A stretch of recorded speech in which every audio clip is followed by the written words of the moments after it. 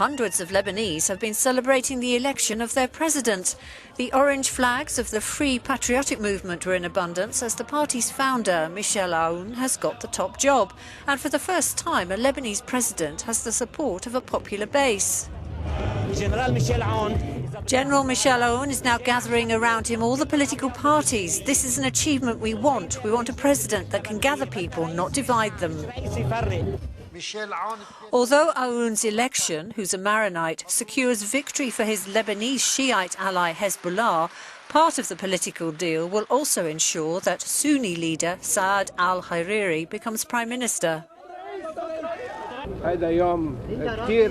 This is a very important day for Lebanon, he said, and God willing, the Lebanese people will see that we were in a very difficult position, but today is the beginning of the end of the risks that are around us.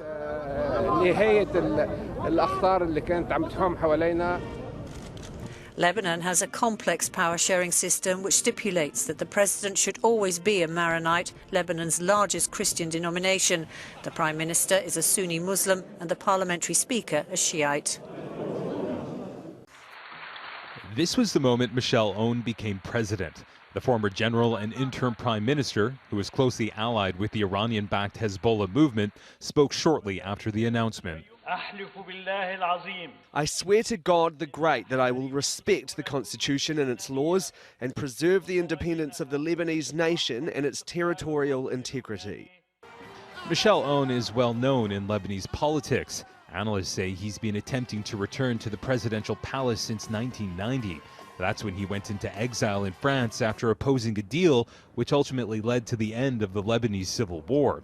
His alliance with the Hezbollah movement and a surprise endorsement from former Prime Minister Saad Hariri has helped him now get the top job.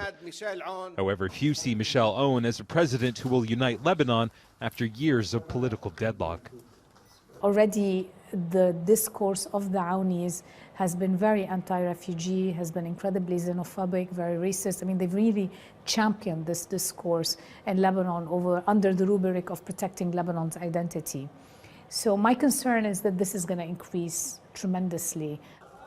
Former Prime Minister Hariri said he was backing his longtime rival for the good of the country. Political analysts say his support for Oun underscores his own weakened position within his Future Movement party, which is Sunni-dominated. Poor election results in areas of Beirut and Tripoli, coupled with his own financial difficulties, has seen Hariri's popularity on the slide. But it's the apparent weakening of his relationship with his longtime ally Saudi Arabia which seems to have hit him the hardest. Earlier this year, the Saudi government canceled billions of dollars in military support to Lebanon after expressing anger at the growing influence of Hezbollah, which is backed by Iran. Saudi Arabia's shifting interests, its shifting position in the region. It has a war in Yemen. It has other domestic issues to deal with. So it's shifting priorities, basically. As part of the deal that led to his endorsement of Oun, Hariri is expected to be appointed prime minister, a powerful role that may help ease Lebanon's tensions with Saudi Arabia. To say Michel Oun's in-tray as president is overflowing would be an understatement. Lebanon is the Middle East's most indebted country.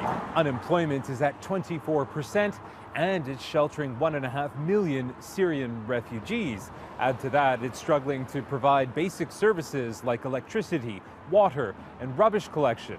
And while some are already questioning Oun's ability to tackle these many issues, many are just relieved that somebody's been appointed president to at least try. Imtiaz Taib, Al Jazeera, Beirut.